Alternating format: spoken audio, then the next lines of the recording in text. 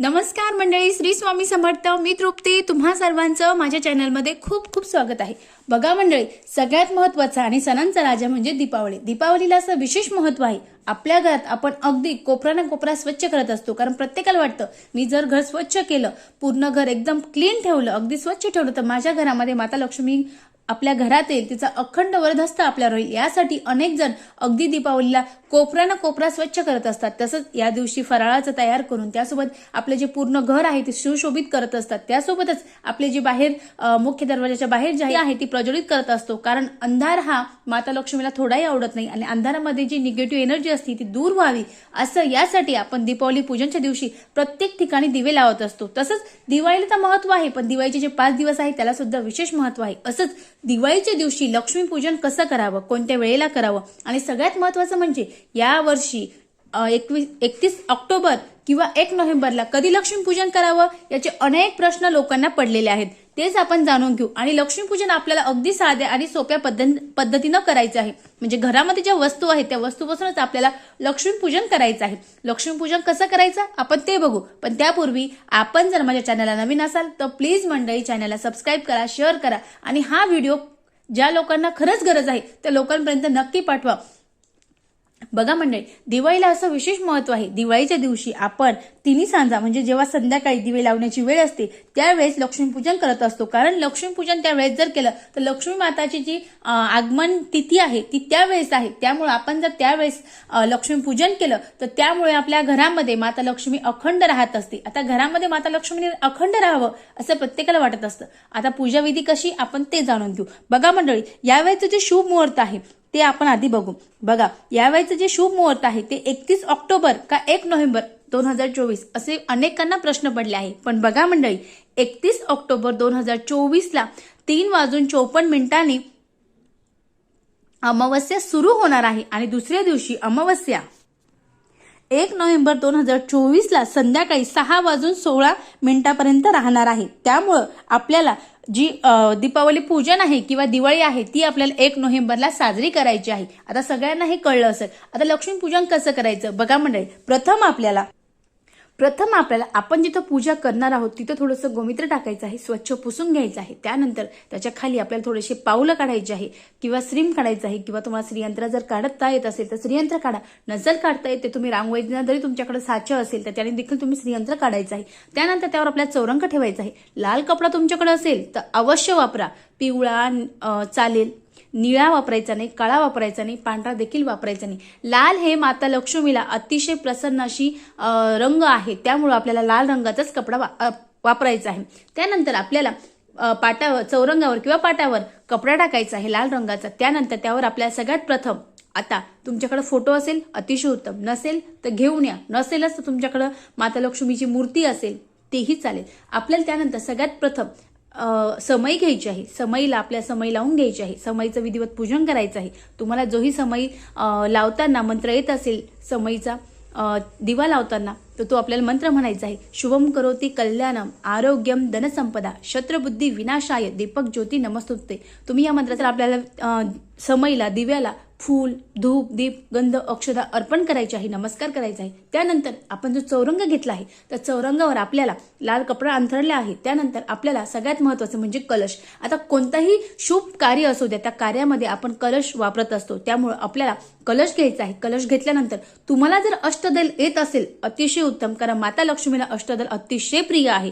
त्यामुळे आपल्याला कलश स्थापनाच्या आधी अष्टदल तयार करायचं आहे. अष्टदल तयार केल्यानंतर त्याला आपल्याला थोडंसं हळदी कुंकू व्हायचं आहे, फूल अर्पण करायचं आहे. आणि त्यानंतर आपल्याला एक कलश घ्यायचा आहे. कलशामध्ये नागवेलीची पानं टाका. नागवेलीचे नसेल तर तुम्ही आंब्याची पानं देखील टाकू शकता. त्यानंतर एक श्रीफळ घ्यायचं आहे, नारळ घ्यायचा आहे. नारळाला सुद्धा आपल्याला हळदी कुंकू अगदी देवीसारखं अर्पण करायचं आहे.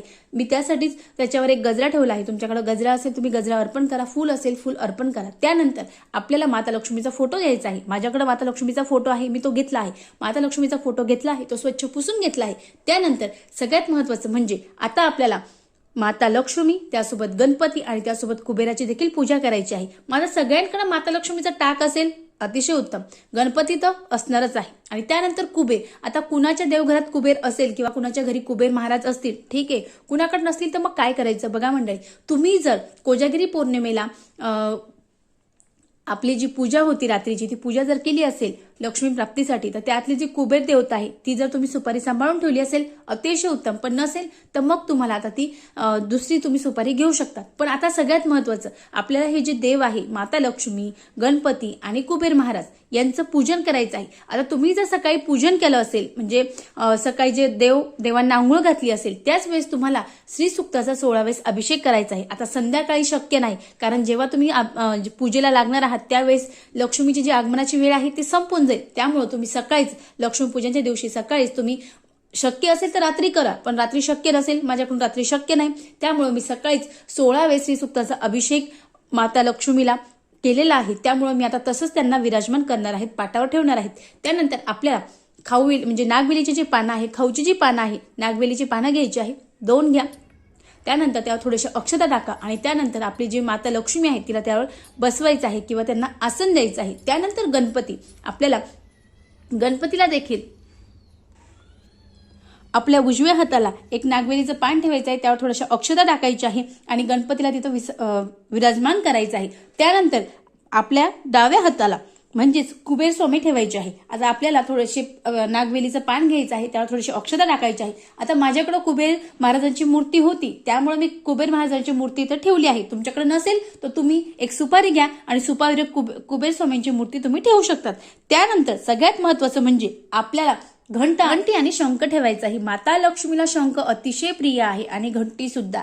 त्यामुळे आपल्या जो डावा हात आहे त्या साईडला आपल्याला घंटी ठेवायची आहे आणि उजव्या हाताला आपल्याला शंख ठेवायचा आहे.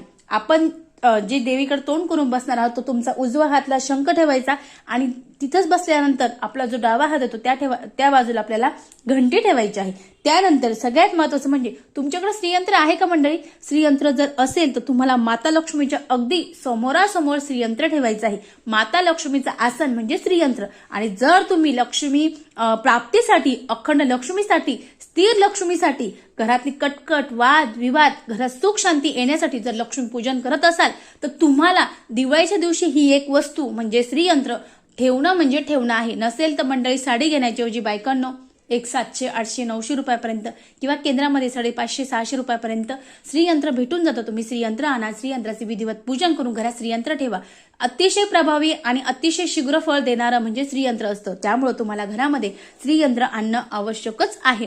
त्यानंतर माता लक्ष्मीला आपण जो फोटो ठेवला त्या माता लक्ष्मीला आपल्याला गंध अक्षदा अर्पण करायची आहे. त्यानंतर लक्ष्मीला, कुबेर स्वामींना, कळशाला, त्यासोबतच गणपतीला लाल रंगाचं फूल असेल, दुर्वा असेल तर अर्पण करायचं आहे. त्यानंतर शंख, घंटीला सुद्धा फूल अर्पण करायचं आहे. श्रीयंत्राला थोडंसं कुंकू अर्पण करायचं आहे, नमस्कार करायचा आहे. त्यानंतर तुमच्याकडे फुलहार असेल, लक्ष्मी देवीला तुम्ही जर हार आणला असेल अर्पण करा. मी फोटोला हार आणला, तो फोटोला मी हार घालत आहे. त्यानंतर कलशाची सुद्धा आपल्याला पूजन करायचे आहे आणि विधिवत नमस्कार करायचा आहे. त्यानंतर आपण जी केरसुनी आणली आहे ती केरसुनी आपल्या उजव्या हाताला ठेवायची आहे. केरसुनी सुद्धा आपल्याला हळदी कुंकू फूल अर्पण करून पूजन करायचं आहे. त्यानंतर आपल्याकडे पैसे असतील, आता मागच्या वर्षीचे लक्ष्मीपूजनचे पैसे असतील ते काढा आणि त्यातच काहीतरी थोडेसे पैसे टाकून ते माता लक्ष्मीजवळ आपल्याला ठेवायचे आहे. जर तुम्हाला नव्या कोऱ्या नोटा भेटल्या, 1, 2, 3, 4 जेवढे शक्य असेल तेवढ्या ज्या नोटा आहेत त्या लक्ष्मी समोर मांडा. त्यांना सुद्धा थोडंसं कुंकू लावून फूल अर्पण करा आणि नमस्कार करा. त्यानंतर त्या बोळकूला विशेष महत्व आहे. या बोळकूची या लक्ष्मीपूजनच्या दिवशी आपल्याला आवश्यक अशी जी सेवा आहे ती करायची आहे. आता आपल्याला 5 बोळकू घ्यायची आहे. आता 5 बोळकू घेतल्यानंतर अनेकांकडे विविध परंपरा आहे मंडळी. तुमच्याकडे जी ही परंपरा आहे त्या बोळकूमध्ये जे साहित्य टाकायचे आहे तुम्ही त्याच्यानुसार ठेवू शकता. आता आपल्याला काय काय साहित्य लागणार आहे? आपल्याला 5 बोळकू घ्यायचे आहे. 5 बोळकूमध्ये आपल्याला 5 वस्तू ठेवायच्या आहे. या वस्तू माता लक्ष्मीला अतिशय प्रिय आहे. सर्वात प्रथम म्हणजे आपल्याला त्यामध्ये मूग ठेवायचे आहे. मूग हे लक्ष्मी प्राप्तीसाठी अतिशय महत्वाचे असतात. त्यामुळे लक्ष्मीपूजनच्या दिवशी पूजनामध्ये आपल्याला अवश्य मूग ठेवायचे आहे. त्यानंतर दुसरं म्हणजे बताशी आणि लाह्या, ज्याचा जो प्रसाद असतो ते सुद्धा आपल्याला बोळकूमध्ये ठेवायचं आहे. त्यानंतर तिसरं म्हणजे साखर सुद्धा शुक्राचं प्रतीक आहे, पांढरी वस्तू आहे आणि साखर जर आपण पूजेत ठेवली तर शुक्र ग्रह जो आहे तो आपला मजबूत होतो. होतो ना, आपल्या घरामध्ये अखंड पैसा येत असतो. पैसा इतका येतो की आपल्याला पैसा मोजायला सुद्धा वेळ राहत नाही. त्यानंतर तांदूळ सुद्धा शुक्राचं प्रतीक आहे. पांढरी वस्तू शुक्राला अतिशय प्रिय आहे. त्यामुळे आपण जर लक्ष्मीपूजनच्या दिवशी पांढऱ्या वस्तू म्हणजे तांदूळाची देखील पूजा केली किंवा ते पूजेत ठेवलं तर त्याचं सुद्धा फळ आपल्याला भेटत असतं. त्यानंतर शेवटची वस्तू म्हणजे माता लक्ष्मीला अतिशय प्रिय आणि त्यामुळे आपल्या घरामध्ये धन धान्याची कमतरता राहत नाही. आपल्याकडे धन अखंड राहतं. आपल्या घरामध्ये धन खेचलं जातं. सगळ्यात महत्वाचं म्हणजे धने माता लक्ष्मीला अतिशय प्रिय आहे. आणि बघा मंडळी, या दिवशी आपण अक्षदा म्हणून धन्याचा वापर करत असतो. त्यामुळे माता लक्ष्मीला धन म्हणजे धने अतिशय प्रिय आहे. तुमच्याकडे नसतील तर तुम्ही धनतेरसच्या दिवशी नक्कीच खरेदी करा. नसेल शक्य तर तुम्ही दिवाळीच्या दिवशी देखील जे धने आहे ते खरेदी करू शकतात. त्यानंतर आपल्याला ते 5 बोळके ठेवायचे आहे. त्या बोळक्यांना ठेवल्यानंतर त्यावर तुम्ही तुमच्याकडे जर जी पंती आहे ती ठेवत असेल तर ठेवा, नाही तर तुम्ही तशी देखील उघडे ठेवा. त्यासोबतच आता माता लक्ष्मीला आकर्षित करणाऱ्या वस्तू म्हणजे लवंग, वेलची आणि आपले जे ड्रायफ्रुट्स आहे ते तुम्ही प्रसाद म्हणून ठेवू शकतात. आता मी इथं बदाम ठेवले आहे, काजू ठेवले आहे. सगळ्यात महत्वाचं म्हणजे माता लक्ष्मीला वेलची अतिशय प्रिय आहे. तिने आपल्या घरात स्थिर राहावं, तिने आपल्या घरात अगदी चुंबकासारखा पैसा आपल्या घरात खेचला जावा, यासाठी आपल्याला पूजेमध्ये न चुकता जी वेलची आहे ती ठेवायची आहे. त्यानंतर लवंग तुमच्याकडे 1 असेल, 2 असेल, 5 असेल, 7 असेल किंवा अख्खा पुडं असेल तर कशात तरी वाटीत काढा. प्लास्टिकच्या वाटीचा वापर कुठेच करायचा नाही. शक्य असले तर पितळ, तांबे नक्की अवश्य जे आहे तुम्हाला याचा वापर करायचा आहे. कारण पितळ आणि तांबे ज्या वस्तू आहेत याने पॉझिटिव्ह एनर्जी येत असते. पण मला प्लास्टिकचं आवडतं किंवा डिझाईन छान आहे असे चुकीचे विचार करून ते पूजेमध्ये साहित्य ठेवू नका, कारण त्यामध्ये साहित्य ठेवू नका. त्यानंतर आपल्याला मी इथं लवंग घेतले आहे. लवंग सुद्धा माता लक्ष्मीला अतिशय प्रिय आहे. त्यामुळे मी इथं लवंगाचा जास्तीत जास्त वापर करणार आहे. त्यानंतर सगळ्यात महत्वाचं म्हणजे त्यानंतर तुमच्याकडे जर कमळगट्ट्याची माळ असेल तर माता लक्ष्मीला किंवा जे श्रीयंत्र आहे त्या श्रीयंत्राला तुम्ही अर्पण करू शकता. त्यानंतर आपली जी केरसुणी आहे त्याची विधिवत पूजन करा. त्यानंतर आपण जे बोळकू ठेवले त्या बोळकूची पूजा करा, त्यांना 1-1 फूल अर्पण करा. आता यासोबतच आपल्याला सगळ्यात महत्वाचं म्हणजे तुमच्याकडे जर गज लक्ष्मी असेल म्हणजे हत्ती असेल तर हत्ती सुद्धा तुम्हाला या पूजेमध्ये ठेवायची आहे. आता छोटे असतील, मोठे असतील, मातीचे असतील तरीही चालेल, पण या पूजेमध्ये कारण माता लक्ष्मीचं वाहन जे आहे ते हत्ती आहे, त्यामुळे आपल्याला हत्तीचे देखील विधिवत पूजन करायचं आहे. तुमच्याकडे जर पावलं असतील तर पावलं सुद्धा ठेवा, नसेल तर तुम्ही रांगोळीची देखील पावलं काढू शकतात. त्यानंतर आपल्याला विधिवत नमस्कार करायचा आहे. आपल्या लाह्या आणि बतासाचा नैवेद्य दाखवायचा आहे. त्यानंतर आपल्याला पूजन झाल्यानंतर आपल्याला विधिवत पूजन करायचं आहे. पूजन झाल्यानंतर आपल्याला आरती करायची आहे. तुम्ही माता लक्ष्मीची, गणपतीची 5 आरत्या, 2 आरत्या करू शकतात. त्यानंतर विधिवत पूजन करायचं आहे. माता लक्ष्मीला सांगायचं, हे माता लक्ष्मी, माझ्या घरामध्ये पैसे नसले तरी चालेल, पण तू आमच्या घरामध्ये सुख, शांती, समृद्धी आण. घरात जर सुख, शांती, समृद्धी आली तर आपल्या घरामध्ये आपोआप पैसा येईल. त्यामुळे घरात जी कटकट, वाद, विवाद आहेत, जे पैसा आहे ते स्थिर राहू दे, लक्ष्मी प्राप्ती अखंड राहू दे, आमच्या घरामध्ये कशाची कमतरता राहू दे, अशी तुम्हाला प्रार्थना करायची आहे आणि माता लक्ष्मीला विधिवत पूजन करायचं आहे. शक्य असेल तुमच्याकडे जर क्रिस्टलची माळ असेल जपाची किंवा 108ची जी कमळगट्ट्याची माळा असेल अतिशय उत्तम. कमळगट्ट्याच्या माळेवर तुम्हाला 108 वेळेस श्रीम श्रीम श्रीम श्रीम किंवा ओम महालक्ष्मी नमः, ओम महालक्ष्मी नमः, ओम महालक्ष्मी नमः या मंत्राचा जप करायचा आहे. कारण कमळगट्ट्याची माळा माता लक्ष्मीला अतिशय प्रिय आहे. आणि जेही व्यक्ती दीपावलीच्या दिवशी, दिवाळीच्या दिवशी माता लक्ष्मीच्या समोर लक्ष्मीपूजन झाल्यानंतर बसत असतो तर त्यावेळेस ती व्यक्ती जी आहे किंवा त्या व्यक्तीने जर कमळगट्ट्याच्या माळेवर श्रीम किंवा ओम महालक्ष्मी नमः या मंत्राचा जर जप केला तर त्याच्याकडे अखंड लक्ष्मी राहत असते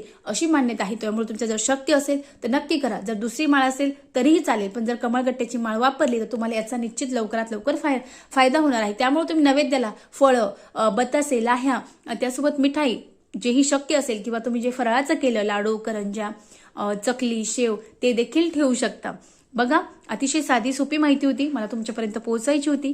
खरं सबस्क्राईब करा. हा व्हिडिओ जास्तीत जास्त नातेवाईकांपर्यंत, मित्रमैत्रिणींपर्यंत, ज्यांना गरज आहे त्यांच्यापर्यंत नक्की पाठवा.